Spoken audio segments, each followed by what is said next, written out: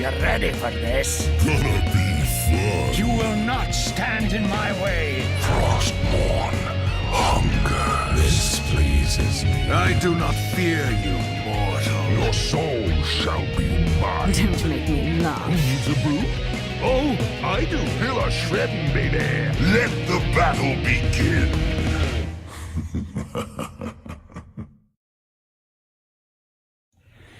So hello and welcome to the 45th episode of the Nexus Trolls, a podcast all about Heroes of the Storm. And it's a member of the Trolls GG podcasting network. I remember to say that. I always forget to say that now that we've added that to the intro. So I'm your host, Linus Daz Kilius, and I'm joined today, as always, by Mystic. How's it going, Mystic?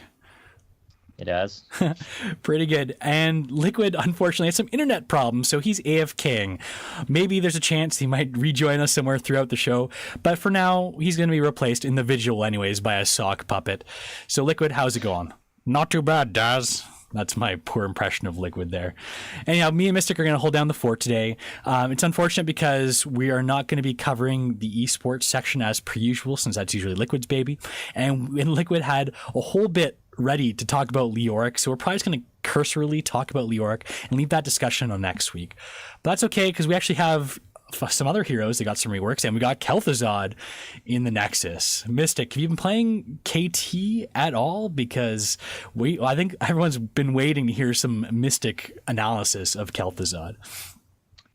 Yeah, actually, I've been playing a bit of KT, and for the most part, he's really strong, but he gets blown up rather easily.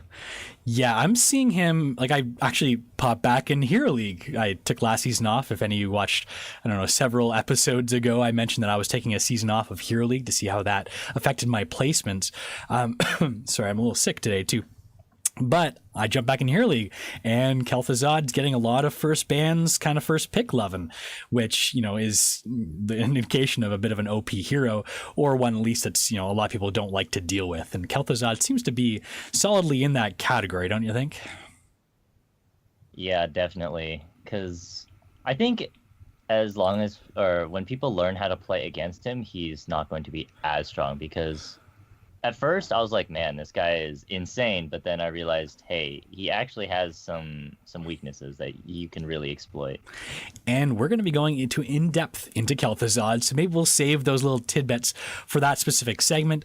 As I mentioned today, we're going to be talking about Kel'Thuzad specifically, but we're also going to be talking about the reworks to Morales, Chromie, Jaina that went live yesterday on Tuesday, and maybe touching a little bit on Leoric. But again, we're going to leave that in-depth analysis until next week, because we want LiQuiD, the main tank player, on the crew to talk about him. LiQuiD's esports corner is also going to be held next week, but we're going to round out the show with Mystic's Shakedown.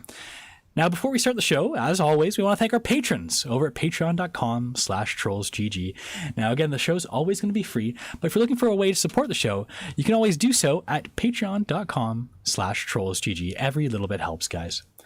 And we also want to thank our Twitch subs, too. We became Twitch affiliates a few weeks ago. And most recently, we had Ogre and Super Dave subscribe to the show. And I wanted to give a little extra shout out to Super Dave as well, because he actually made a direct donation towards our BlizzCon fund to get some more swag in the hands of viewers. I'm going to call it a record-setting donation because it's the biggest one we've gotten yet. So thanks again, Super. And on that note, too, just because you can definitely buy our love, the troll of this week is Super Dave. Thanks again for breaking the record with that record-setting donation. You bought your way into Troll of the Week. Congratulations, sir. I know we're probably breaking the rules a bit. He was Troll of the Week. I don't know, maybe our second Troll of the Week that we ever did. But Super, thanks again. You've been a great friend of the show, and keep on watching, sir. He's usually in chat or hanging about. So with that, we're just going to crack right into the news. Someday, this will make a great story. Mystic, did you see the Resurrecting Kel'Thuzad videos? Have you watched those at all? I watched a few of them, but I don't think I've had the time to watch like the last 2 or something. How many were there? I think I caught 4. I thought it was the last one, but maybe I'm wrong, because I know they're all available now. If you head over, we got the link in the show notes. You can check them all out. They were releasing them periodically. I got to the one, I think it was like Crafting the Fun was the name of the title. So I saw a lot of like the lead up to the development and the play testing and everything too. It was a really pretty cool insight into the process. And you get to see a little bit of the disagreements and back and forth with the design process, which I thought was really neat too. And one thing that Ogre actually pointed out, now, if you don't like spoilers, cover your ears for about 15 seconds. We won't talk about it long. Okay, ready? Spoiler alert, here it is. If you take a look at one of the video caps, apparently Hanzo's name comes up on one of the screens as one of the upcoming heroes along with Alexstrasza. So, okay, spoilers done, but still just wanted to point that out to everybody because that's pretty exciting to get a little, potential news on who might be coming into the Nexus. Who knows how long that time frame is. They do have I think it's like an 8-month cycle for creating heroes, so you may not see these new heroes that get leaked, or at least accidentally leaked by official Blizzard sources for quite a while. But who knows, maybe we'll see him in the Nexus soon. So the PTR patch, it went live on Tuesday, just yesterday. We had reworks again to Chromie, Jaina, Morales, and Leoric, and Kel'Thuzad, of course, came out as well. There were a lot of bugs that are still sitting about in this patch. Some of them actually haven't gotten a lot of press yet. LiQuiuD actually pointed some of these out because he is on the he's very heavily involved with Heroes Hype, so they have to do a lot of discussion about what to ban in terms of talent choices for their official tournaments. The biggest bug, and I tested this one out. Person LiQuiuD gave me like a little, you got to test it out as quickly as possible the other day. And I was like, okay, look, I'll check it out. I went into try mode with a couple buddies. I went in as Morales, and the other team we had Rhaegar with the Stitches, and apparently Morales' level 13 talent System Shock is a little bit more powerful than intended. This talent is supposed to reduce enemy damage by 30% when hit with one of your grenades. However, it's also affecting healing output. Now, this is pretty powerful. 30% less healing from getting hit by a grenade, and this thing is for 4 seconds. So you can actually significantly hinder something like an ancestral healing or just any sort of healing output off of any other character in the game pretty easily. I'm thinking this is kind of the go-to talent while this bug is still in play. What do you think, Mystic? Yeah, definitely. That's something I actually want to see in the game. You can actually reduce healing through something like that. If they put it on the grenade, that'd be great. I was taking the talent anyway because I thought 30% damage reduction was great on Morales grenade. So same here. I was taking that prior as well, but now I'm like, I have to take that. And just so everyone knows, it's not if you hit the target of the healing, you have to actually hit the healer. The bug is somehow affecting their damage as well as the healing they do. So that's how that specifically works. I'm not sure if it affects all healing effects or if it's just like actual heals, but this may also affect, say, your Malthael heals or any sort of self-healing you get from Illidan's and the like as well. Again, very powerful and has a lot more utility to that grenade. A couple smaller bugs, well, at least one smaller one for Chromie, and this is only one, that you'll notice for a very short period of time. Her level 1 deep breathing talent, that's her questing talent for her W ability. If you take it, stacks 1 to 20 actually grant more damage than the ability the talent says. However, stacks 21 through 25 don't actually grant any additional damage. So it caps at the same amount. It just ends up scaling a little bit differently than intended. So there's a little bit of a bug there. And the final bug, and I guess this one's a pretty big one too, Leoric level 16 Mithril Mace is bugged. Do you want to tell us about that, Mystic? Exactly what's going on there? Okay, so Leoric at level 16 can pick up this talent called Mithril Mace. Passively, it increases his attack speed by 20%, and for every minion that is killed nearby, you don't actually have to kill them, that he gets 0.3% attack speed permanently.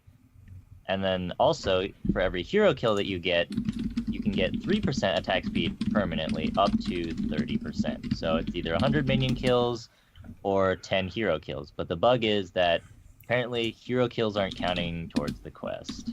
So that talent isn't as good as written too. I imagine these will probably be addressed with a hotfix probably next week. It doesn't seem like these are very major bugs. I mean, they're major in their effect, but probably not major to fix. So I expect something to come out pretty soon for it. But that being said, I seem to remember a Rainer Hyperion bug that persisted in the game for several weeks after being identified. So maybe this isn't as high on the list as we expect. But expect, these particular abilities potentially to be banned in sort of competitive play or in any sort of semi-pro tournaments as well. So LiQuiuD, do you want to do your esports corner? No, I think I'm going to skip this week. Okay, LiQuiuD, we'll wait till next week to do that. But in the meantime, I guess we'll just jump right into Kel'Thuzad. because Kel'Thuzad, obviously, the Archless Lich of the Naxxramas, Hearthstone enthusiast, amongst other titles, has entered the Nexus. We're not going to go over his abilities because we've done that in the past 2 shows. I don't want to beat a dead horse or anything. And most of you probably gotten a chance to see Kel'Thuzad, either play against him, play as him, or at least take a look at his abilities. But we're going to go over the heroes that came into the Nexus or had reworks recently in detail and go over some strategy with them, starting with Kel'Thuzad. So, Mystic, you are a much more highly skilled player than I am, and Kel'Thuzad, from what I've seen and what we've talked about so far, is a pretty high skill cap hero. What are your thoughts on Kel'Thuzad? All right. Well, first of all, I'm sure everybody that's played against Kel'Thuzad have maybe experienced is that he does a lot of damage. And then as the game ramps up, the more and more talents that he gets, it just becomes higher and higher burst damage. So one in particular talent that I really think is, you know, pretty strong is his glacial, I think it's called glacial spike. It's a thing that they showed in the spotlight video where you put down this ice spike in the ground and you can put your chain on it and you can chain it to different targets. Now, because Glacial Spike has almost about the same range as his chain, it essentially doubles the range of his chain. And since Glacial Spike doesn't move, then, you know, you cast it on the spike, you're not going to miss the spike unless you mispositioned your mouse somewhere, right? And so the hero itself, he's very squishy. He's like, I guess the way to put it is, he's a burst version of KT with, like, less ways to help himself. KT has this mana barrier talent. He has some talents for his trait that heal him, give him mana. KT has none of that. Most of his talents are more damage, or more damage, or more damage, mainly. And then there's a couple of CC talents here and there, but yeah. So he CC locks someone, he instantly kills them, and then he backs off. If he gets flipped by Garrosh, he's almost 100% dead. Unless, you know, he gets an Ancestral or Medic's, like, healing him, and he has, like, a bunch of armor, stuff like that.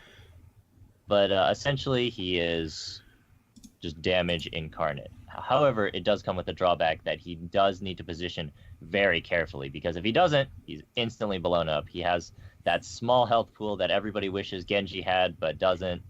And, yeah, just misposition him, blow him up, Medic Grenade, push him into your team, and just focus him down. Okay, let's say you find yourself in trouble. Are there any good ways? I mean, you said there's not very many ways to escape as Kel'Thuzad when you are in trouble. Do you have any ways that you typically do, or is it just a matter of you have to make sure your positioning's perfect and on point, or else you're a dead Kel'Thuzad? I guess one way is with the level 20 talent, which is, I forget the name of it, but it's a dash. And it's on a 240-second cooldown. I mean, I feel like they designed it that way because, hey, if he had it like every 60 seconds, it'd be pretty strong because he's not supposed to have that many ways to escape. But it resets on cooldown, or on kill, so that's pretty cool. But that's one way. The other way that he doesn't die is just positioning. That's the main way. If you miss position, you just die. You're supposed to die. And I guess the third way is have a good support. If Uther has Divine Shield and the enemies are focusing Kel'Thuzad like really hard, and Uther puts down that clutch Divine Shield, then you live. So, positioning, good support, or that level 20 talent. Your 3 ways to live. What about the chains? Can you use the chains to help do some self-peeling there?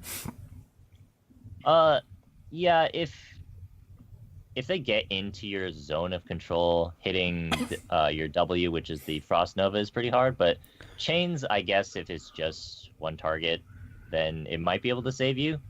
But if they've dove that hard, you're probably going to lose about 75% of your HP before you are able to chain them. So it's pretty close. Okay, you want to talk about his combos a little bit? What are you seeing as his best kind of burst combos then? Like, what kind of order you throw abilities out in, or how do you help delete a character? I'd say if you have your allies CC first, then it's Frost Nova into your Death and Decay, and then you can chain them if you want into the Shadow Fissure usually. If you don't have an ally to start off the CC, then it's Chain or Frost Nova, if you can land that Frost Nova, right? It's pretty hard to land because it has like a 1 second delay or something, which is pretty big. But Chain is much easier to land. You can Glacial Spike, chain to the Glacial Spike, chain to the enemy hero, put a W right after you cast the chain, like right as you cast the chain of where they're going to be pulled to, which means it's a guaranteed route. And then you throw out your Death and Decay and then Shadow Fissure, or Shadow Fissure first because it takes a little bit longer to land, right? And then Death and Decay.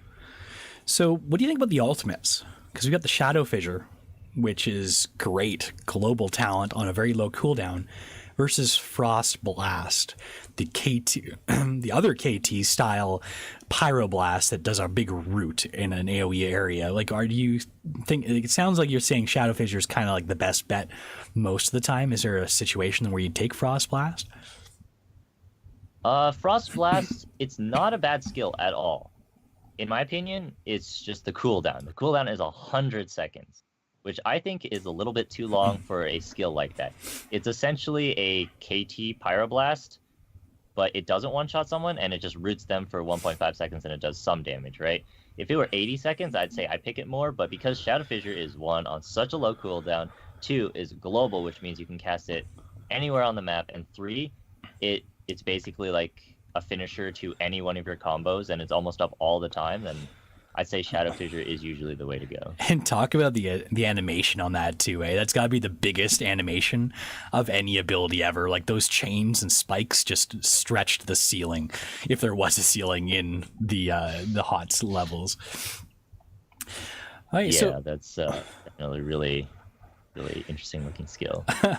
Do you have any other tips and tricks before we talk about, say, like synergistic heroes or counter heroes to Kel'Thuzad? You can actually use your Shadow Fissure to check camps.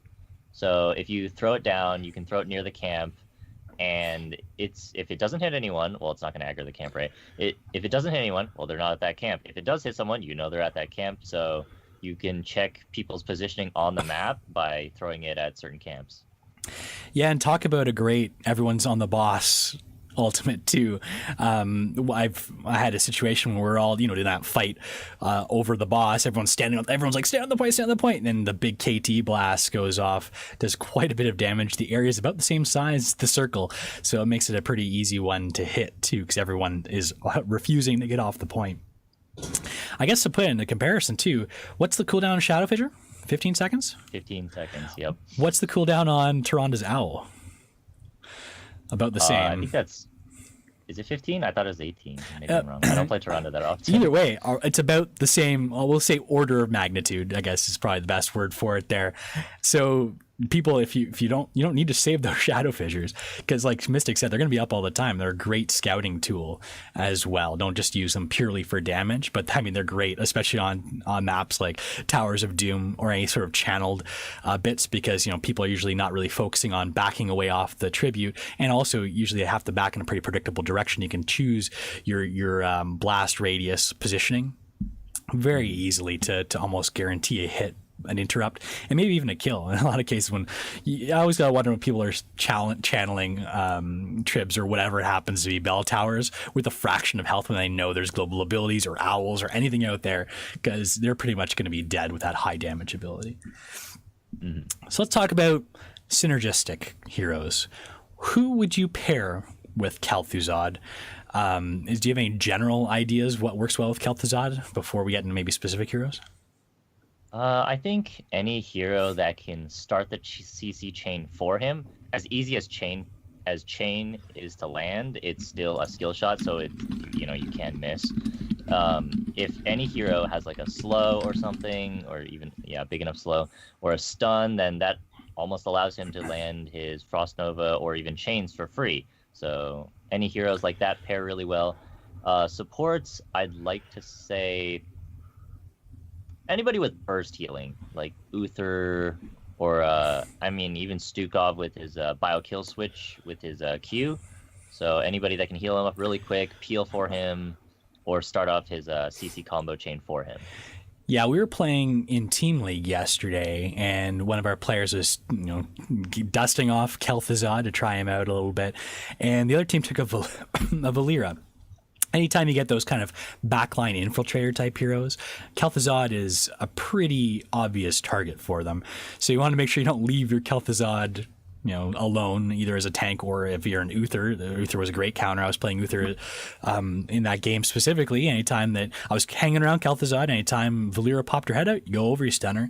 Hopefully the tanks come back and do some peel for Kel'Thuzad as well. Because like you said, it's hard for him to get away. And in a lot of cases, running away from the pack is the wrong move, I think, anyways, with Kel'Thuzad. You want to stay with the pack and try and resist the urge to run, because I feel like if you're running against a hero that's got a lot of good chase, you're pretty much going to be a dead Kel'Thuzad. Whereas running back to your team, you need your team to really peel for you in those situations. So yeah, the thing I identified as well was any sort of stun chains, anything that like wombo combos really well. Kel'Thuzad's got a great combo. A lot of his abilities have those delays, which makes them hard to hit, but reduces the skill cap a lot if you're keeping people in place. So the same, I'd say, heroes that synergize with like a Chromie or a Li Ming work very well with a Kel'Thuzad as well. So if you want to counter a Kel'Thuzad, what heroes would you take, Mystic, if you saw Kel'Thuzad first picked in a draft? Well, right now, I'd say Illidan is one of them because he has a lot of mobility to dodge all of Kel'Thuzad's skill shots, because everything he has is a skill shot except for his Frost Nova ultimate. Uther, because if you're rooted, they get the armor, and then if you're stunned by the chain, they also get the armor from Guardian and Ancient Kings, and then if you're about to get comboed by the Kel'Thuzad, then Divine Shield saves you. And then I'd say Garrosh is also a really, really hard counter, because Garrosh's Q Groundbreaker is about the same range as Kel'Thuzad's combo that he needs to be in order to execute the combo. So if he's coming in for the combo, you Q him, you flip him into your team, instantly dead Kel'Thuzad. Yep. So counter is dive, I guess, in a lot of cases too. Anytime that you get that Kel'Thuzad in that kind of scary situation, he doesn't have many ways to help himself until potentially level 20, like you mentioned as well. Are there any talents that you like on his tree? Like what would your kind of go-to build be on Kel'Thuzad here, looking at his talents? He has a couple of builds, but honestly, I think the chain build is pretty good because it allows you, because he does a lot of damage innately already, so the chains just help out with that, do extra damage to shields and reduces the armor of the target pulled, so his chains are really good. And then as long as you take Glacial Spike, although I do think Phylactery of Kel'Thuzad is fairly interesting, because after you collect the 10 regen globes, you get what is essentially Malthael's level 20 talent, where you resurrect. And in those late game team fights, if they put in all those resources to dive you, right, and then your team manages to back off or something without losing too much, and you have that up, well, they just wasted, like, let's just say 1 or 2 ultimates, and then you use the Phylactery. If you time it correctly, then they don't have those to dive you again while you come back up. So that's a really, really powerful talent. Let's talk about that talent too, because it also passively gives you 10% healing for all spell damage dealt. Now, how do you make the decision? Let's say you do get killed in a team fight, and you do have your Phylactery all charged up with your 10 mana globes that you've collected. What's the decision you make? Do I press that button to bring myself back to life, or do I just wait it out and keep that stack for later? Like, do you have any sort of maybe rule of thumb, that you go with? Generally, obviously, you wouldn't want to do it if you're only dead for 20 seconds or something like that. But is there any sort of rule of thumb here, Mystic, you think you'd go with? I have a couple of self rules, I guess, for it. Is one, is your death timer larger than 30 seconds? If it is, all right, consider the following. Are you needed right now? Can you wait the 30 seconds? If yes, well, then don't use it. If no, like they're going to end the game, then you probably want to use it. If your death timer is less than 30 seconds, then you consider, is the map Braxis? If yes, you can probably use it. If not, then you should probably save it. This is where LiQuiuD yeah. would say, Diablo players would love to have this button, right? Because they don't get the choice. Kel'Thuzad does. I mean, it's 10% self-heal, which isn't as powerful as full souls on Diablo. However, it is a choice to think about because, not only are you wasting potentially a free resurrect later if you die later in the game, but you're also sacrificing that 10% healing until you can stack up 10 globes, which, I mean, let's be honest, it's probably going to happen 2 or 3 times during the game. So it's not exactly easy to stack that back up once it's off cooldown or whatever you want to call it. Are there any other talents that kind of jump out at you here? I guess the other talent that I really like is the Damned Return, which is one of Kel'Thuzad's level 20 talents. It makes a shade that also casts his Death and Decay. So what essentially this does is creates an invincible shade that lasts for 15 seconds. And it has a 15-second cooldown, so it has 100% uptime. And then it mimics Kel'Thuzad's Death and Decay. So not only does it increase the range of his Death and Decay, it doubles his Death and Decay, I guess, skill. And then, not to mention, like, you can put it down, you can back up. The enemies come into, like, the area. Let's just say it's, the Infernal Shrine's shrine. You can put it down. If they go in there, you can throw just a bunch of Qs in there from the shade as well. I like this idea too. I didn't even really consider it, but if you've got any sort of channeled objectives too, let's say you're the first one there, maybe your team is, the other team got a pick on you.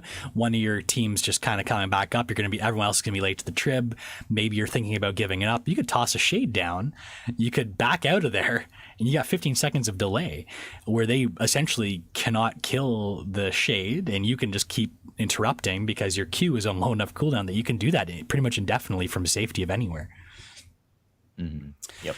Yeah, I like that idea. I love that talent. I like that a lot. I haven't played a lot of KT, so I haven't had a chance to check out a lot of his different talents. Shifting Malice too seems like an interesting one, that charge that you talked about to give him that escape. However, knowing you, I can see why you like the Damned Return, which is a shade that he creates that gives the extra damage because, I mean, who doesn't like extra damage? Okay, so that is KT. We were going to talk about Leoric today, but like I said, LiQuiuD is missing. He's been having some internet issues, so we're going to save that until next week. And by the way, if you're waiting around for after the show for Troll and HGC, that show is going to be canceled tonight because of LiQuiUD's internet troubles. They might try and reschedule the show for later this week. Stay tuned for that. Keep an eye out on Twitter at TrollsGG. We will make sure we let everyone know if there's a show reschedule there. Okay. We're throwing the skeleton in the closet for later. Yes. I like the pun there, Mystic. Okay, so since we're not talking about Leoric, let's talk about Morales. Now, Morales was my homework for the week, at least Morales and Chromie, but we're going to start talking about Morales first. Now, Morales, I think it's safe to say this was a major rework. She's got some big changes to her. She doesn't have mana anymore, and I think that's the biggest change to this hero that really makes her playstyle different. Her healing beam, instead of using mana, because she doesn't have any anymore, uses energy. She has 100 energy, and she actually outputs about 6% less healing output than pre-patch when she used to have mana. So just kind of keep that in note. It's not a very well documented change. Anyway, she's got 100 energy. She depletes it at a rate of 6 energy per second, and she regains it at a rate of 6 energy per second if she's not using her beam for 3 seconds. This makes it interesting because you run dry of mana after only 16 seconds. You had significantly more time as manaful Morales before, almost a minute, I believe, of pure healing before you ran out of mana. But the problem before was if you ran out of mana, you pretty much had to go back to the Hall of Storms and Hearth or tap to get that mana back. Well, now Morales has changed a bit because she can stay in lane almost indefinitely because after about 20 seconds, she gets all of her energy back. It is quite a juggling act because, if you've got a prolonged team fight on, say, like a Braxis or a Dragonshire, you got to make sure your team knows when you're out of energy because it does take 20 seconds is a long time that you're not going to be doing much healing. And the problem is, too, it's suboptimal if you are healing because you're interrupting that charge time and you got to wait 3 more seconds for it to start charging again. You kind of can get little drips off, but that's about it. The one nice thing about going manaless, though, is that now all her other abilities, her Safeguard and her Grenade, they're just strictly cooldown abilities. which is great because prior, whenever I played Morales, you always had to be careful with your mana. You had to think, okay, am I going to get more value from using my safeguard on this target, or should I save that mana and use it for a healing beam instead? And a lot of the cases, the trade-off was, you know what, save it for the healing beam unless there's a lot of significant bursts going on in a hero. Now you can throw out your safeguards whenever you need to. You don't have to make that kind of compromise in your healing output because of it, and same with your grenade as well. So I found I was throwing out a lot more safeguards, a lot more grenades, giving a lot more utility to Morales, making her a lot less of a heal bot than we've seen in the past. She still is a heal bot, let's be honest. She puts a beam on people and they heal, but still, you can provide a little bit more utility now too. Her healing beam also heals yourself back 2% per second. If you've got your healing beam activated on someone. Now, that might sound like a great thing. Oh, hey, she can actually heal herself now. But oh my, in practice, that's a slow heal. That's 50 seconds to heal up to full. I mean, theoretically, if you're careful with your laning, you can get back up there and heal yourself back up to full. But it's a slow heal. Don't expect a ton off of that. Still make sure you're keeping your positioning good. You're trying not to take as much damage as possible as Morales. Okay, so a few little things I noticed. There's some undocumented stuff here too that I noticed just playing around with her. First off, she can heal minions. Just mental note that, because one useful thing is, if you're in lane by yourself, and you probably shouldn't be in lane by yourself as Morales, but if you are, and you're, may say, half health, you can start healing up a minion. You heal that minion up to full, you don't actually deplete energy anymore once you're healing up a minion or a hero who's full energy, but you'll still heal yourself. So you can maintain your high level of energy, but you'll still get that heal back to yourself. So you can do it on a minion. You can do it on pretty much, any hero, even if they're full health, just to get that top up without having to worry about losing energy, losing mana. So the other thing that I noticed too is her displacement grenade displaces allies. I don't think it did that before, did it, Mystic? Wait, it displaces allies? Oh, yes. I had no idea. Oh, yes. It didn't do that before. I didn't think so. And I definitely found this out. And I started trying to use it effectively. I'm sure, pros and such would use it a bit more effectively. I'm not sure if this is a bug or if this is as intended. But your displacement grenade will actually knock back heroes as well, like your own allies as well. So you got to be really, really careful throwing out the displacement grenade, because not only are you displacing enemies, which could potentially mess up skill shots, and the KT on my team told me, you gotta stop doing that, because I was trying to stack my grenade talents. He's like, I keep missing my skill shots because of you, buddy. I'm like, okay, I'll hold on, I'm almost done my talent, my questing talent. I'll cool off in a bit. But not only that, but it displaces, like, let's say you've got someone trying to do like a close-up combo, or someone who's relying on those attacks like an Illidan or like anything with self-heal, a Thrall, say, who's trying to get in there, do damage to an enemy to get healing back. If you throw a displacement grenade out into the fray, you blow everyone back, you might actually be disrupting whatever their kind of chain is they're going for. So you got to be really careful. That being said, if you can throw a sneaky grenade and you're good at it as Morales, oh man, you can do a lot of cool things. I'd say about 5% of the time I came with a pretty slick grenade shot. 95% of the time I probably messed up things for my team. But you can do things like you can help your team. You can help peel for your team. You can give them a little boost. I know it's not a ton, but it's maybe like a few character lengths or so if you grenade your own teammate a little bit further in the direction to keep them kind of going in one direction. But you can also do that with enemies as well. You can throw the grenade past the enemy. You can knock them back into the heroes that you're trying to you're playing with your allies to secure the kill as well. Of course, there is the room for error there. If you throw it and you detonate it a little too early, you might end up saving the enemy hero instead of actually ending up killing them instead. So pretty interesting there. I'm sure your mind's probably ticking around thinking, oh, this can do allies now, eh? Do you think that's a bug, Mystic, or do you think that's as intended? I would like to say it's a bug, because I don't think it's supposed to do that. And wait, so I have a question. Do they fly as far as the enemies do if you hit your allies with it? I believe so. It seems to be about the same. Like, I was throwing grenades into like the fray, like just like the front line, and everyone would just explode back about the same distance from wherever the epicenter of the grenade was. Interesting. Yeah, I almost wonder if this could interrupt like an ETC mosh pit or something too. I'm imagining it would, since it's a displacement ability. So again, be very careful. Last thing you want to do is interrupt a teammate's mosh or something. To me, this almost seems like it must be a bug. However, maybe they'll keep it in, make Morales give her a little extra utility, a little extra annoyance, I guess, as well on the other hand. Okay, so I've got my build for her. Who knows if this is the right build? This is the build that I settled on after playing her several times over the past couple days and over the past week. One thing that I thought and I identified right off the bat is that you can actually get a lot of value out of some of her grenade talents. A lot of people might look at all her talents. Like the first thing that I was attracted to on level 1 was her ability where auto-attacking heroes gave extra energy. I was looking at her, I think it's called Caduceus Feedback, saying, okay, I'm going to run out of energy fast. How can I sustain this? And there's 2 level 1 talents, Life Support and Caduceus Feedback. One is for basic attacks, grants 4 energy. One's for Safeguard, prevented damage, will actually grant energy as well. Now I was like, those are probably going to be strong talents because in a team fight, if you're auto-attacking heroes getting 4 energy basically per second, you can significantly increase the amount of time you're in the fight healing. So, I mean, Caduceus Feedback, that's the one with the auto attacks, is a great talent to take. But you gotta be so careful with Morales getting those auto attacks off because it tends to get you in a dangerous situation if you're not careful. What I do like I said, are the grenade talents, and I'll tell you why. Level 1's got a talent called Clear. It's a questing talent where if you hit heroes with a displacement grade, and after hitting 15 heroes, you get a cooldown reduction from 12 to 8 seconds on your grenade. And after hitting 30 heroes, the detonation area of the displacement grade is increased by 25%. Again, this is not for the light of heart. I messed up many Kel'Thuzad's skill shots using my grenades trying to stack up this questing talent, but if you're careful with them, you can stack it up pretty quickly, and it synergizes really well with some of her other talents as well. Notably in level 4, Blast Shield, heroes hit by displacement grenade generate 2 energy, big whoop, right, and grant Lieutenant Morales a shield for 8% of her maximum health. This shield is a permanent shield. It doesn't disappear, and it stacks up to 5 times.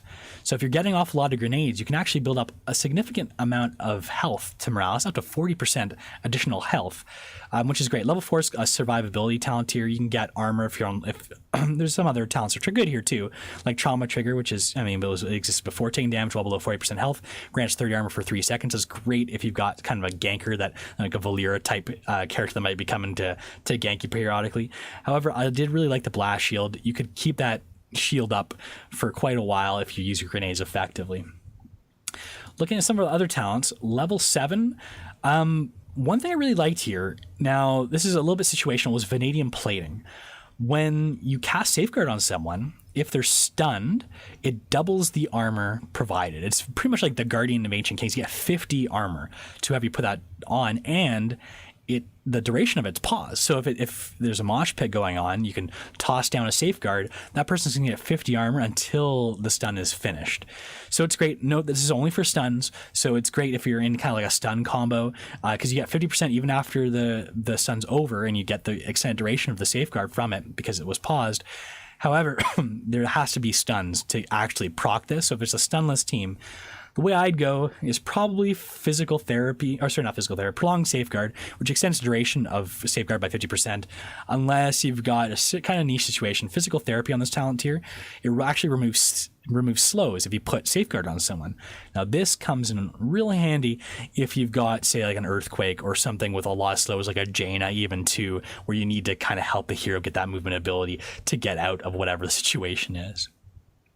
How's my build looking so far, Mystic? Do you like these talents at all? Do you kind of agree? Have you played much Medic so far? Oh, I have. I've played some Medic here and there, and I found it really interesting how you went for the auto attack generator talent, because I just went for the Life Support, which is each time Safeguard prevents an ability or prevents any damage, then you gain 2 energy. Because I was thinking to myself, hey, if I'm in range of auto attack, then that means they're in range of me, and I don't want to be that close. So that's what I was saying is it was the initial talent that I gravitated towards because I thought I'd need the extra energy, whereas later on I started straying away from it because I did get into trouble taking it, and you only get it from attacking heroes. It's not like you get the energy from attacking minions or something, so you can't sneakily get energy that way. You got to be close to the tank, and like you said, usually if you're Morales and you're within auto attack range, you're within diving range as well. Yeah. And then the other talents, I mean, I don't usually use grenades for the reason that you mentioned. It messes up everybody's skill shots or whatever, and then they get mad at me and whatnot. And having a team mad at you is never a good thing. Yeah. So I usually either fire off a grenade to finish someone off, or to peel for myself or them, right? Never when my team is attacking. So I tended to stray away from the grenade talents. Yeah, and it's tough. Like I try and throw the grenade, say, past heroes to push them in, or try and like push them into roots and such. But it's not the easiest thing to pull off. The one thing I really do like is the level 4 blast shield, where you do get the shield generation from it. I like having that kind of like pre-shielding going into a fight. Okay, level 10, dropship and stim. Not much has changed here. Actually, I shouldn't say that. Dropship had a significant health reduction, by about 40%. However, it can leave after 3 seconds instead of 4 seconds. It's what I call a situational pick. It's great for escaping certain doom. Not as great as it used to be, mind you, because it can be destroyed pretty easily. And a lot of Morales, if they were getting ganked in an impossible situation, would quickly throw down a dropship and try and get out. Now it can get destroyed pretty easily. However, it also has a minimum cast distance too. It's not too much. It's about a little bit less than a screen length, I believe. But still, you got to keep that in mind when you're trying to get your quick out as Morales and her dropship. Generally, I take stim though. The only counter to that is, okay, if you got a coordinated team and you know that you've got good map awareness and your team will know to get in your ship with you, if you've got a stim target, stim tends to be the way to go. I think it's a great team fight ability talent, whereas level 10 is just giving you kind of like more of a global than anything else for utility. Do you always take stim there, Mystic, when you go Morales, generally assuming you have some sort of half decent stim target? Yeah, if I have a half decent stim target, then I usually take stim. If I don't, then obviously I take dropship just for the self-peel-ish, So. Yeah, and the other ones that I mentioned, I noted too, the talents, level 13, System Shock. This is the one that's bugged. 30% damage reduction to anyone hit by the grenade. Now, this is great. You're talking about using utility on your grenades. This is great if you want, it lasts for 4 seconds too, and it also reduces healing output from healers. Obviously, like we mentioned before, that's a bug that'll probably be fixed, but this is a pretty strong talent. I think the other talents in this tier are outshined by this one.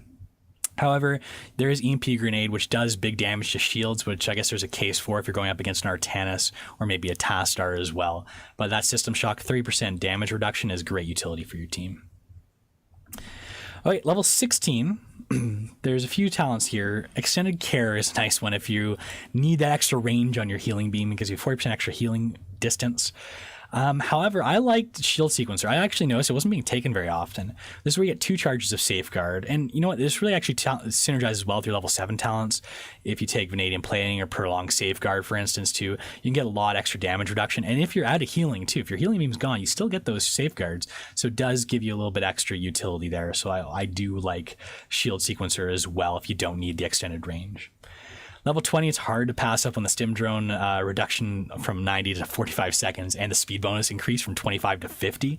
Talk about like a scary gray main, eh? Like you can't get away from something 50% movement speed addition there. That being said, Caduceus Reactor 2.0, I mentioned before that healing yourself with Healing Beam is very slow. It takes about 50 seconds to go up from, I guess you wouldn't be at 0 to full, but 0 to full. Well, it increases your self-healing to 6% per second, which means you can heal yourself up to full within 17 seconds, which makes a lot more of a difference. It's actually useful in team fights as a self-heal.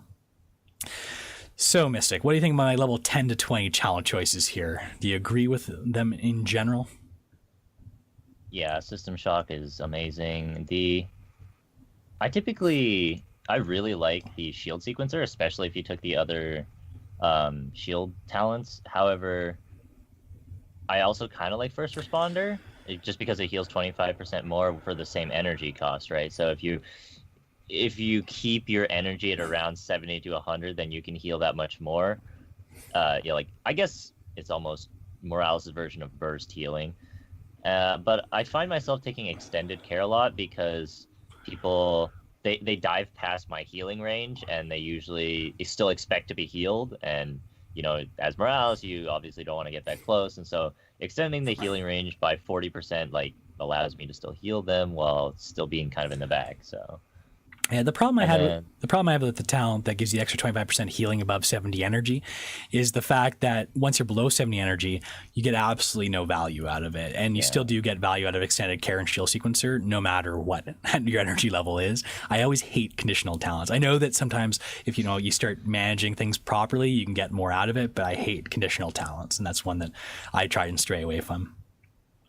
Yeah, and then level 20, yeah, the reactor is really good, and then the stim drone is obviously really good, but for the people that took medevac, right, which one do you take if you don't like the reactor?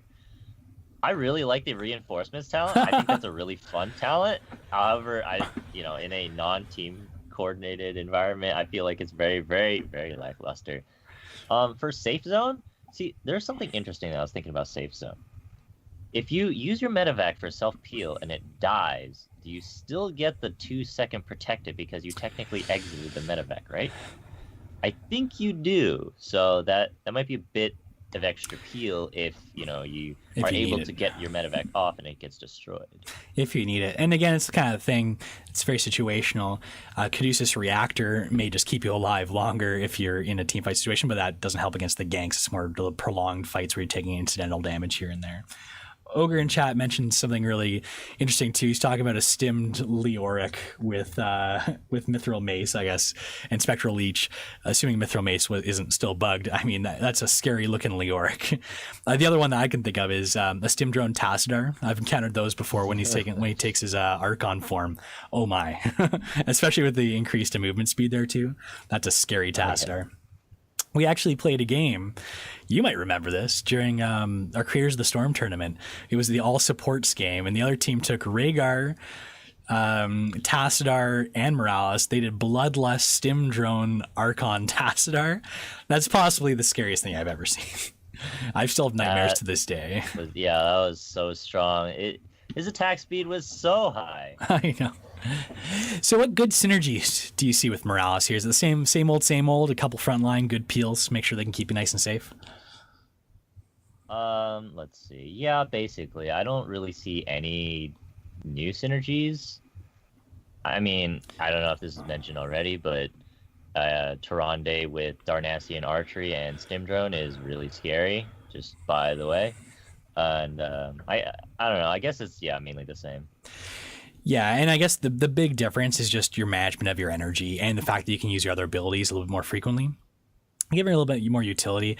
I think just that communication with your teammates, let them know when you're out of energy is very important. I still see her being very strong on maps where you do have extended team fights like Braxis, like Dragonshire, like I mentioned before. Those are great. Those are all, like, as a support player myself, I've always loved Stukov. I love Ariel on those maps just because those, and like obviously Gul'dan's great too on say like a Braxis because they don't have to leave lane. As soon as you force heroes to back, especially on Braxis, and that's one map that our team actually does really well on, our Chair League team, is we identify that you don't need the kills. All you have to do is get them to expend all of their mana, so they have to back. As soon as they back, you've got enough time to have that team fight number advantage that you can take the point, and you can do really well there with the poke comp. And I think that Morales works really well in those situations where you just have to top up your tanks, and you just can do it over and over again, right? As long as you're kind of maintaining that 20-second cycle of going back to full energy. So, okay, synergies and counters haven't changed too much. Okay, let's move along then to our next hero on the list, Jaina. Now, Mystic, I'm a horrible Jaina. You know what? I was going into it, though. I was getting some decent damage out of her when I was trying her out on both the PTR and in live. What has changed with Jaina, and what tips and tricks do you have for her? So, what's changed with Jaina is she got the Dreadlord skin. Yes, but, very cool skin, by the way. She got Ice Block baseline as long as you do 15,000 damage to... I messed up here. It's any enemies. It's not just heroes, I believe. So it's you just put down, your Frost, your Blizzard on a wave, and you start collecting all this damage towards these chilled enemies. Now, after you get it, you get the improved Ice Block that was originally at Jaina's level 20. However, it's been nerfed a little bit because it is no longer 20 seconds, it is 40 seconds. It is to heroes, by the way. So it has it is to heroes? Yeah. Oh, so what, I didn't miss it. Okay, so it is to heroes. All right. So what level do you think people should be attaining Ice Block at? Because it used to be, what was it, level 16 talent choice? Is this something that is easily attainable by level 16? Because just so everyone knows too, they have to be chilled. You can't, whatever the first ability you throw out won't count towards this counter. So you got to be careful about your comboing and everything too. Where do you think most people should be hitting this talent to be an effective Jaina? I'd say if you hit it by 13, that's pretty good. If you hit it anywhere before that, that's really good. If you hit it anywhere after, well then, you're maybe a little bit late, or maybe you should try other heroes. Or work on your Jaina a little bit harder. I'd say 13 is good mark to hit it at, honestly. Yeah, so Jaina, I mean, she hasn't changed that much, I'd like to say. She got a few new talents here and there, but she generally plays the same. Some of the ones that I want to talk about are her first one, Fingers of Frost, which is basically the new Conjurer's Pursuit for her. So she gets mana regeneration a little bit faster than the other one that she used to have, and after she completes the 20 Globe quest, then she gets 10% extra damage on her passive, which is the Ice Crit, right? And I think that's pretty big because she kind of centers around that, the Ice Crits. So if 10% extra damage, I think that's amazing. Yeah, and it's only 20 globes too. It's not a 30 globe questing talent, which are some you see. So this is attainable even on maps which may not traditionally be globe collecting talent maps. Mm-hmm. And then the other talent I wanted to talk about was Ice Fury Wand. See, I think this is an interesting talent because it is when you hit someone and they're chilled, right? It now grants your auto attack basically a crit. You do 75% bonus damage, and for every auto attack you do, your cooldown of Blizzard reduces its cooldown by 1 second. So her auto attack speed isn't super slow. It's no Stukov, right? And having Ice Fury Wand also helps you complete your Ice Block quest, because since they're chilled and you're doing damage to them, then you're getting damage for your Ice Block. The one thing I didn't notice when I first took that, because I looked at that, I'm like, this is an amazing talent. I need this for the reduction on Blizzard alone. I was trying to use it in minion waves. So that little did I realize you have to attack heroes to get the cooldown reduction. And that's where you only get the attack damage bonus to heroes as well. And as soon as I saw that, I was like, this may not be the talent for me, since I am a careful Jaina who likes to sit back as much as possible, because like many other mages, she's very susceptible to burst. Mm-hmm. That is true. I mean, I'm the type of Jaina that likes to choose and pick her moments, really. It's like, I go in there, I burst really hard, and then I just get out of there. But Ice Fury Wand allows me the option, if I need to, like, if I throw down all my burst, and, they haven't counterattacked me at all because I'm either being peeled really well because I have a good support, or they don't have the chance to counterattack me, then Ice Fury Wand just grants me that extra damage, right? And it just means every time I auto-attack them, I'm that much closer to Blizzard. So I think that's a pretty good talent if you can get the auto-attacks off. And if anything, it gets you that extra damage. So what about the ultimates? Because they got some changes. We got cooldown reduction, I believe, right, to Water Elemental? Mm-hmm. So Water Elemental got changed from 80 to 60 seconds, and I don't know if I agree with that, because 80 to 60, 60 you have it up almost all the time, right? In my opinion, I really like Water Elemental. It was actually fairly strong because its auto attacks chilled people, and that means essentially all your spells crit. So if you use it and you auto attack anybody, and then you just throw down all your spells, then you essentially didn't have to use a spell to get that initial crit. And then, I mean, Ice Ring is a really good spell, but I personally really like Water Elemental because of the fact that his auto attack's chilled, and you can send it on some low mobility healer, let's just say Oriel, right? If you throw out your Water Elemental and you sicked it on Oriel, then she'd be like, wait a second, I'm slowed. Either I have to back away or fight while this Water Elemental is throwing, ice bolts at my face. Yeah, and it's got a significant amount of health. It's hard to deal with. Not to mention, I mean, this used to be the go-to ultimate. I remember the days when everyone took Water Elemental, and that slowly shifted towards Ring of Frost. However, I've seen a lot of Water Elementals, and I had to deal with them in my Morales games, and it's that annoyance. It's like that laser beam coming down from Artanis, where you've got to like somehow skirt the fight to try and deal with this annoyance who's constantly following you too, and you can't shake. I actually died to a couple Water Elementals as well, trying to run away because, like you said, low mobility. There's not much you can do if you can't deal with it in terms of killing it, burning it down. If you're by yourself, got a Water Elemental on you, you know, it might be all she wrote. I'm also going to say, because of its low cooldown now, 60 seconds, I'm tempted to use it just to throw it down and have it scout for me. Because by the time I need it, it might be back up already, right? Yeah, it lasts for 20 seconds. So if you scout a fight, you can put it into the fray, right? It's going to last for a while. It's not like it's only around for 5 seconds or something. Yeah, no longer your need to face check brushes or have your tank face check brushes. You can just have your Water Elemental do it for you. So have these changes gotten rid of her Q, like a talent tree? Like I know a lot of people took their Q build, but now is like Fingers of Frost kind of the go-to? Are we looking back at, instead of like that poke with the Q, maybe some more just combo-y damage burst? I think Q still exists, and it's not gone. It's still fairly strong. I'd say this might have taken a bit away from that, just because hey, here's another talent like kind of route that you can take that's about as strong as that Q build, in my opinion. Ogre just brought up a good point as well, and as he often does in chat, I remember that turning point now when people shifted from Water Elemental to Ring of Frost was because on its cast location you used to chill targets and do some splash damage as well, and that was a powerful bit too because you could cast in a spot, get the chill, and then use all your abilities and combo it that way, almost kind of like a mini Ring of Frost. Plus you get the utility of having an extra body on the table for the 20 seconds. So I've seen a lot of people talking about her Bolt of the Storm that's come back on level 20. Mm-hmm. Is this a go-to talent here?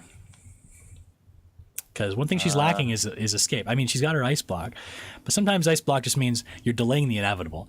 Sometimes it's a great way to, avoid a skill shot or like a big burst. However, that Blink, it was always a great go-to with Jaina because she was lacking that mobility to get out of danger. If they have any like walling off abilities, then yeah, Ice Blink is pretty good. Otherwise, I personally would just take the Deep Chill, because 40% chill for 2.5 seconds is pretty good peel in itself. Like, if someone's coming at you and you throw out your Ice Bolt or something, and then throw out your Cone of Cold, slowed by 40% for 2.5 seconds, you could like run circles around it. Yeah, it's almost like a mini earthquake in a lot of ways too, because you're throwing out a lot of slows, and to if you cycle your abilities properly to most of the team, and you can definitely create a lot of chaos in those team fight scenarios. So, do we have any new kind of counters or synergies with Jaina? It's the same old Wombo combo has always been really powerful with Jaina. You got your Diablos, your ETCs, those types. Are we still looking at the same thing, or is there any additional insight that you've got on Jaina now that she's changed a little bit? I think because she's changed a little bit, she has this new talent at level 7 called Ice Flows, which doubles the width of Cone of Cold, and hitting chilled enemy heroes with Cone of Cold reduces its cooldown by 2.5 seconds up to a maximum of 5-second reduction, which basically means she's a little bit stronger in comps that Wombo combo, right? Get a bunch of heroes gathered up and hit them all at once, but I mean, that's typical Jaina, right? She's a little bit stronger there, but honestly, she's more or less the same. Is her mana issue still the same too, or can that be mitigated with the proper talent picks? With the new Fingers of Frost, because it's not 0.1 per globe and it's 0.2 per globe, or no, I mean, I think with the new Fingers of Frost and how it also adds that 10% at the end and people picking it up a little bit more, I think there's a little bit more mana problem mitigation there, but more or less the same. Well, let's talk about another mage. This is the patch of the mage, I think, this week, because Chromie also got touched. Now, I think the too long don't read. By the way, TLDR, it took me a long time to figure out what that meant. I mean, I've known what it meant for a while now, but I remember having to look it up and be like, what is TLDR? Anyways, the TLDR here is that good Chromies are better and bad Chromies are worse. And the reason for that is basically because how our Q changed. Sandblast, or Q, that her spammable ability, the scaling was reduced from 4 to 2% per level, significantly hampering its scaling, and the damage reduction was from 400 to 300. However, you can get an increase to Sandblast that stacks with every time you hit it, up to 80. And then once you hit, I think it's indefinite, but once you hit 80, you can get a reward. The reward is that you get a Sand Echo from your cast location. Now, some interesting little bits with this too. If you hit 2 heroes in a row, if you don't miss between hitting heroes, you'll actually end up getting 2 stacks towards your quest for that second hit. And anytime you're comboing, you'll keep getting more stacks from those combos. So just putting this in perspective, at old level 10, this is pre-patch Chromie, at level 10, you do about 590 damage with the Sandblast.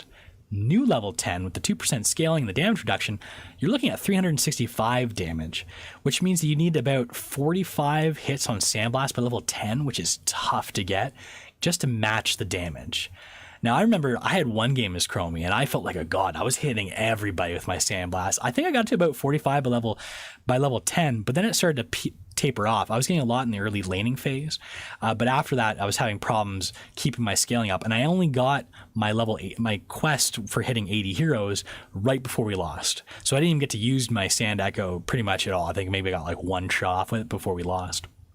But Chromie really hinges on how good you are at hitting Sandblasts. If you can hit those Sandblasts consistently, you know you've got a lot of targets for those Sandblasts, a lot of tanks that maybe have very low mobility, easy to hit, big hitboxes, you can get a lot of value out of Chromie. If you don't, she's going to be a very low damaged mage, and I think a poor choice in a lot of situations. Her win rate is up. I think the Chromie mains are coming out here loving the changes. However, if you're thinking of getting into Chromie, expect to get a little work on her before picking her up and bringing her into Hero League. Especially too, because it's funny how Chromie works, because I feel like on low levels, people are bad at dodging the Qs, people are also bad at hitting. Like as Chromies, people are pretty bad at hitting with Qs. When you get to higher levels, people are better at dodging, Chromies are better at hitting, so it's kind of like almost like a linear trade-off here. However, I think if you can hit those Sandblasts, like I said, you can get those combos, get your stacks up really high, you can do a lot of damage as Chromie. And I played with a lot of Chromies who were good. I was not one of them who were topping damage, but anytime I was in there, I felt like I was doing just as well as I usually do with Chromie, where you would typically top damage, but I was getting, maybe 75% of the damage output I was getting previously. Again, I'm not a Chromie main, so I'm not pretending that I'm good, but still, something to keep in mind. So my recommended build, and again, take this with a grain of salt, and I'm going to talk to Mystic, because I'm the Padawan learner here. He's the master player. See if he can break this down, tear apart my choices here, but here's what I was going with. On level 1, Time Walker's Pursuit seems to be kind of the go-to talent here. That gives you a vision of a specific area. And I believe it's got a global range, and it also has a Gathering Regeneration Globe questing talent where you can increase your mana regeneration, which is pretty crucial for Chromie so you don't run out of mana, and you can also gain 5% spell power after gathering only 15 globes, which isn't very hard to do. So on level 2, because remember she gets everything 2 levels ahead of time, Bronze Talons, I found is very strong. I mean, this isn't very much different than before. 35% increased auto attack range and 250% bonus damage after a Sandblast. That being said, I ended up taking Timely Surprise quite a bit too. Timely Surprise is where Time Trap resets basic abilities. One problem I always had as Chromie is when someone hits a Time Trap, especially if it's a stealthy or someone you're not anticipating to hit it, you typically won't have your abilities off cooldown. Well, this is great because now you're going to have them off cooldown no matter what. So if you can react quickly, you can almost hit everyone that hits a Time Trap, making it easier to get your combos off and do a lot of damage. Surprisingly, though, not many people are taking this ability. I think that this might shake out as one of the stronger level 2 talents. At level 5, again, this is where I think that if you're a good Chromie, you take Dragon's Eye. 25% more damage to enemies in the center of her W. Because it's all about maximizing damage, and if you can hit those targets, especially if you got a teammate that's rooting them, you can get a lot of extra damage here and out of your Dragon's Eye, which is pretty crucial. Level 8, her heroics, Slowing Sands and Temporal Loop, I'm going to say are both situational picks. I think there's great arguments for both of them. Slowing Sands I always found great in maps where you've got choke points, Cursed Hollows, your Braxises, your Infernal Shrines, anywhere where a lot of heroes are going to be funneled into a small area. Trying to get through that, very similar to like a Stukov Silence, it's very daunting. It takes heroes a long time to move through those. You can do a lot of damage, makes your skill shots easier to hit. That being said, if you don't have someone on the other team with a cleanse, you don't have someone with a protect like a Medivh, is Temporal Loop ever great? You can throw that out, get a kill almost every time if you're using it properly.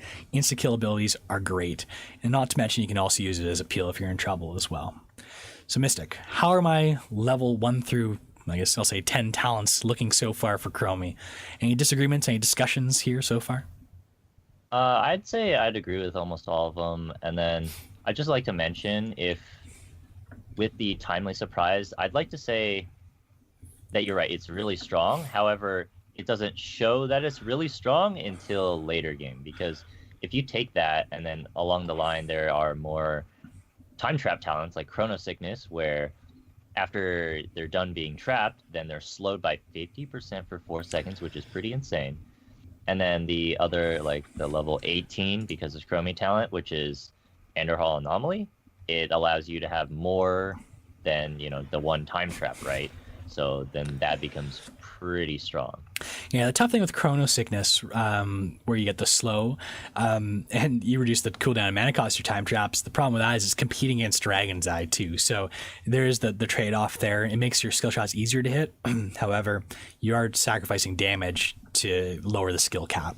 So that's where the trade-off is there, I guess, depending on what you're more comfortable with. But I definitely agree. I took Chrono Sickness quite a bit. Yeah, especially because of Enderhall Anomaly at 18, which we'll get to in a second, which I really like taking as well, especially if you take Timely Surprise.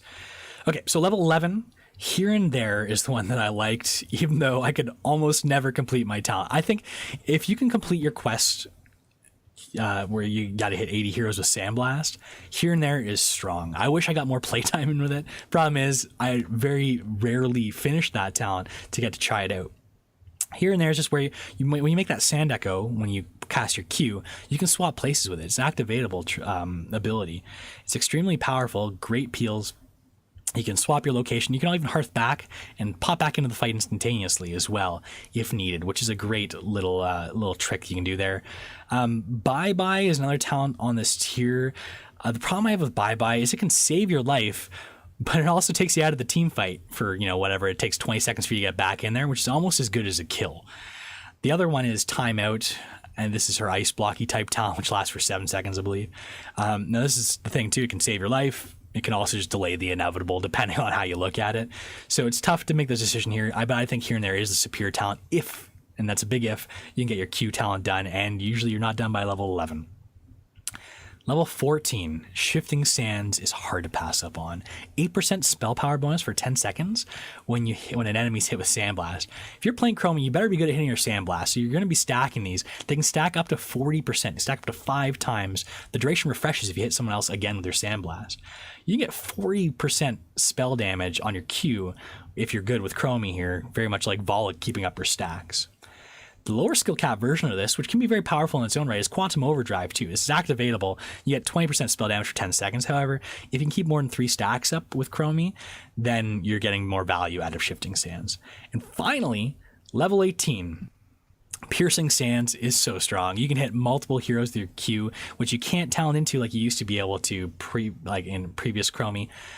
However, Time Trap and Enderhall Anomaly, where you get 3 time traps, I see a lot of uses here, especially if you go for Timely Surprise, where it reduces the cooldown, or just refreshes the cooldown of your abilities. If you throw 3 of them out there, especially if you've got any sort of ganky, stealthy heroes, you can just create like a little triangle, your little Bermuda Triangle. You stay in there, they're going to hit it. They hit it, you throw off your W or Q. Most ambush heroes are pretty squishy to begin with. You can chunk them, you can at least scare them off if nothing else, and potentially avoid that. So I feel like that is a really great, not only peel ability, but great just kind of set up combo potential. However, Piercing Sands is hard to pass up on sometimes. So what do you think, Mystic, of my post-alt choices here? Yeah, they're about what I would take as well. I like bye-bye a little bit more than timeout because while timeout, they're very good situational uses for it. Like if the KT has Pyroblast, right, and you use bye-bye, you can counter it like that, or you could just press timeout, you still stay in the fight. And there are other times where the enemies have a really dive-heavy comp, right? And then so if they dive you and you use timeout, I mean, if they dive you and then they kill the rest of your team while you're using the timeout, then they're still like around you, right? Whereas bye-bye, you can get out really quickly and then come back. Yeah, level 11 is a tough talent tier for Chromie because you've got here and there, which you're not necessarily going to get at level 11 or if ever. And then bye-bye and timeout, like they've got their uses, but they can also hurt you as well as help you in a lot of ways as well. I mean, if you're going to die anyways, it's great to get out of the fight, right, with bye-bye. However, relying on your bye-bye, taking you out of the fight, the other team's doing their job if they're getting to use your bye-bye, especially if you're far away from the core. I don't think much has changed for synergies and counters. You just want anything, just like Kel'Thuzad, anything that keeps people still for long enough so you can hit them. But yes, Chromie players, you got to get a lot of practice if you want to get good with Chromie. But I think those good Chromie players are getting even better as of Tuesday. Okay, Mystic. We somehow did this without LiQuiuD. We got through everything. Again, we're going to go over Leoric next week. Once our sock puppet over here, LiQuiuD, gets his internet working again. Sorry, again, I'm sick. I'm in my bathrobe, by the way. I decided, I was like, you know what? I'm staying in my bathrobe for the podcast. There's no way I'm changing out of here. I'm sick. I get to do whatever I want. I've got the platform. I'm going to do it. But LiQuiuD's going to be back next week, and we'll talk about Leoric in more detail. LiQuiuD loves Leoric. Little teaser there, so I'm sure he's got a lot to say about him. Okay, so next up on the docket, we've got Mystic's Shakedown. Mystic, I require service of you. I come to you as a friend, asking you to shake down this situation for me. Okay, Mystic, shake down the situation for us, bud. Okay, so my topic for this week, I made tips for climbing in the new rank season because we got a new rank season. All right, so tip number 1, queue up early this season. You know, if you've waited a little bit until like mid-season or even like late season to climb, this may now be your chance to climb up a bit higher, because if you queue up early this season, a lot of the pros and a lot of the streamers, they're queuing up really early. They want to get those ranks, right, because they want the viewers. However, you can take advantage of this by also queuing up early this season, and you can get them in your games, and they may or may not be able to carry you through through maybe the diamond mines into master, or maybe you were in gold and you run into some of these pros and they carry you out of that gold and you end up in plat or something. Tip number 2, don't play late at night. So Hero League, Team League, they tend to deteriorate a little bit as the night goes on. So if you're queuing up really late at night, the quality of games and the matchmaker might not be as high. So try not to stay up too late playing, Here's the Storm. Now, tip number 3, taking breaks after losing. So if you lose, I know everybody wants to just queue up right after. However, losing that game has an effect on most people's mental states where they're like, I got to get my revenge, right? I got to get back in there. I got to outplay the enemy team and, just keep going. However, that might not be the best idea. So if you take a break, reset your mindset, and go into the next game of not thinking about that loss, then you'll have a much higher chance of winning. So tip number 4, ride those winning streaks. If you keep winning game after game, then you get that momentum each game, right? And then you're like, it drives you to be better because you're like, I can do this, and riding those winning streaks, it's gonna give you all those points. And then lastly, try not to be toxic. If you have mean comments to say to your allies, you can type them out. Just don't press the enter button. Just delete it after. It's like writing those angry letters. You write out those angry letters, but you don't send them, right? It really helps. You can blow off some steam that way. Just don't say that to your team, and then everybody just starts flaming each other. It's not good for the team environment. Yeah, hopping back into Hero League this season after taking a season off, I forgot how toxic things can get. Team League is a nice safe haven where you're with your friends and toxicity tends to be less. I mean, sometimes it gets up there too. But Hero League, oh my gosh, talk about a sex pool of toxicity. Sometimes a nice word goes a long way too. You put a few compliments out there, some good jobs, some well dones. Boost team morale, I think, is personally what I go for. I try and avoid the salt because I want to win, and I think that's the best way to do it, keeping up team morale. You know what your shakedown this week sounds like? It sounds like tips for doing well in the casino as well as Hero League here. You know, ride those winning streaks, take breaks after losing, don't play late at night. Yeah, I think any trip to the casino, I gotta follow these rules as well. Good rules to follow by not only in Hero League but also at the roulette table. Okay, well, I think, Mystic, that's going to do it for this week. So thanks, everybody, for listening to the Nexus Trolls, a Heroes of the Storm podcast, which we stream live on our Twitch channel, twitch.tv/TrollsGG, every week on Wednesdays at 7:30 p.m. Eastern, 4:30 p.m. Pacific. LiQuiuD, where can folks find you? Well, thanks, Daz. You can follow me at LiQuiuDGG, at LiQiuDGG on Twitter. Perfect. Thanks, LiQuiuD. How about Mystic? Where can we find you on the internet? You can find me on Twitter at Mystic Shroud. Yeah, and we're at 22 tweets. Mystic did do his weekly tweet this week. Still no avatar, still no colors. We got to work on that still. However, your follower count is slowly increasing as well. I think Jeff from Heroes Forge helped that out slightly. Okay, and if you're looking for me, you can find me at DazHots on Twitter as well. I'd like to thank all our Patreon supporters over at patreon.com/trollsgg. If you like the show and you look for a way to support us, you can do so there. You can also subscribe to us on Twitch, or you can just leave us a 5-star review on iTunes, Google Play, Stitcher, or wherever you happen to find your podcasts online. 5-star reviews really help. You can also visit our website, trolls.gg/TheNexusTrolls, to watch us some past shows, along with past video streams, which can also be found on our YouTube channel. We're doing a revamp of the website, should be launching within a week or two, so keep an eye out for that as well. For announcements about the show and general Heroes of the Storm news, you can follow us on Twitter at TheNexusTrolls. If you want to hang out with us and the Trolls community in game, you can /join TrollsGG, play some games with us, play some games with the other Troll community, or you can join our Discord channel. You can find the invite there at trolls.gg/Discord. And finally, if you need to get in touch with us, the best way is by email at TheNexusTrolls@trolls.gg. And for those of you waiting around to hear Troll and HGC with LiQuiuD, as we mentioned before, LiQuiuD's been having internet issues, so likely it's getting canceled this week. It might just be rescheduled. Keep posted. Follow at LiQuiuDGG, LiQiuDGG for more details there. We'll also tweet out from our at TrollsGG Twitter account as well. And everybody, thanks for listening and have a great week.